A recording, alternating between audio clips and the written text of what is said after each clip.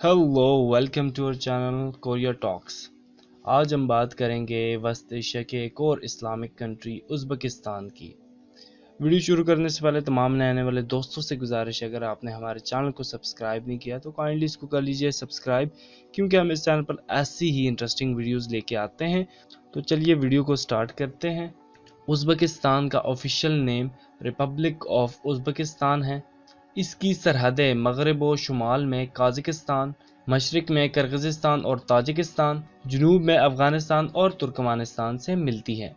ये लिechtenstein के बाद दुनिया का वाहिद ऐसा मुल्क है जो चारों तरफ से ऐसे ममालिक में घिरा है जो खुद भी समंदर से महरूम है। अंग्रेज़ी में इसे डबली लैंड लॉक कंट्री कहा जाता है। उज़्बेकिस्तान का रकबा 4,47,400 मुरब्बा किलोमीटर है और 2020 की मरदमशुमारी के मुताबिक इसकी आबादी 3,35,70,609 अफराद पर मुश्तमिल है।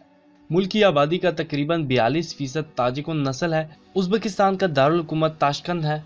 मुल्क की कौमी ज़ुबान उज़्बेक है जो एक तुर्क ज़ुबान है जो तुर्की और दीगर तुर्क ज़ुबानों से मिलती जुलती है। उज़्बेकिस्तान का कॉलिंग कोड +998 है, जबकि इसका डोमेन नेम .uz है। लफ्ज़ उज़्बक का मतलब है हकीकी असल रहनुमा। इस्लाम उज़्बेकिस्तान का सबसे बड़ा मज़हब है। मुल्क की आबादी का 80% मुस्लिम है, जबकि बकिया क्रिश्चियन, यहूदी, बहाई, बुद्धमत और ज़रतशी मज़हब से ताल्लुक़ रखने वाले लोग हैं। यहाँ अहले तशी के मुकाबले में अहले सुन्नत की तादाद ज़्यादा है। यहाँ 8वीं सदी में अरब कौम ने इस्लाम को मुतारिफ़ करवाया। सबसे पहले वो वस्त एशिया में तुर्किस्तान के जनूबी हिस्से में आए और बाद में शुमाल की जानिब अपना असर बढ़ाया।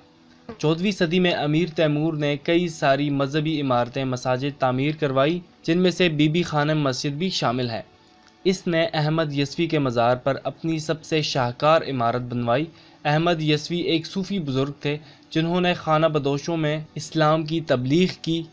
उसके बाद सोवियत इत्तेहाद के दौर में मॉस्को ने कामयाबी से उज़्बक बाशिंदों के जहन में इस्लामी मतलब को तोड़ मरोड़ कर पेश किया और इनकी नज़र में इस्लाम के मायने ही बदल गए और इस्लामी तहरीकों को कुचलने में कोई कसर बाकी न रखी।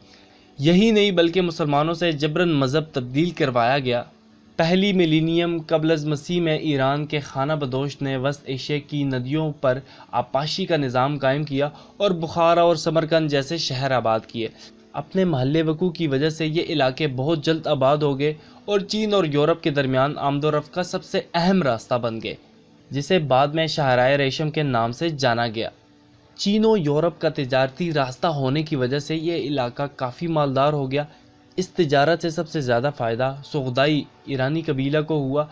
मावराउन नहर कहलाए जाने वाले इस इलाके में सबसे बड़ा इनकलाब इस वक्त आया जब अरब कौम ने यहाँ इस्लाम का परचम लहरा दिया और यूं ये इलाका इस्लाम के ज़ेर आगोश आ गया।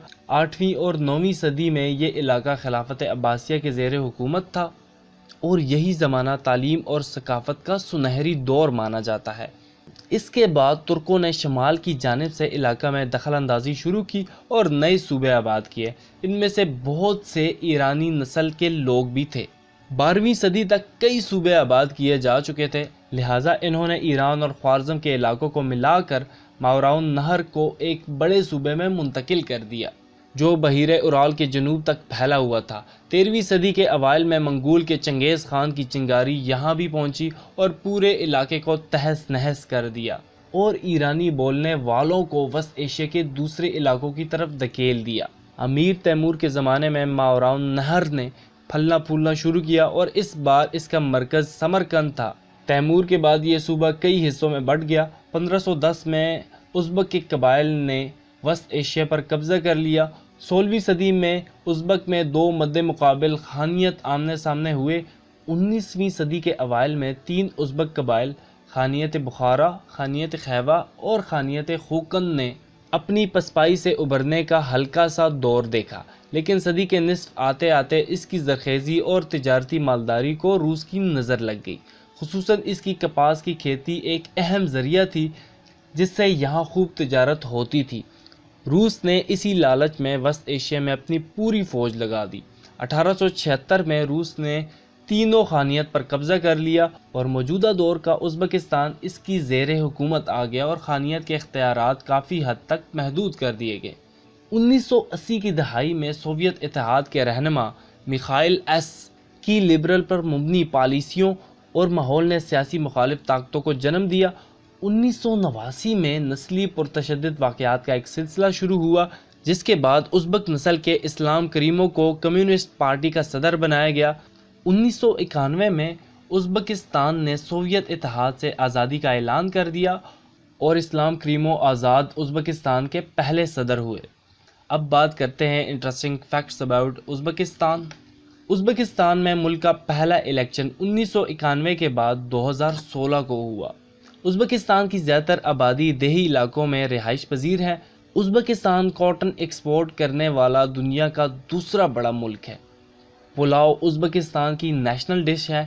اس پلاؤ میں چاول کے ساتھ مٹن یا بیف ہوتا ہے۔ ازبکستان کا لٹریسی ریٹ سینٹرل ایشیا میں سب سے زیادہ ہے۔ ازبکستان کے جھنڈے میں 3 کلرز، 1 ہلال اور 12 ستارے موجود ہیں۔ ان میں بلو کلر آسمان کو ریپرزینٹ کرتا ہے، وائٹ کلر پیس کو ریپرزینٹ کرتا ہے اور گرین کلر اسلام کو ریپرزینٹ کرتا ہے۔ اور اس کے ساتھ ساتھ جو 12 ستارے ہیں وہ اسلامک کیلنڈر کے 12 مہینوں کو ریپرزینٹ کرتے ہیں۔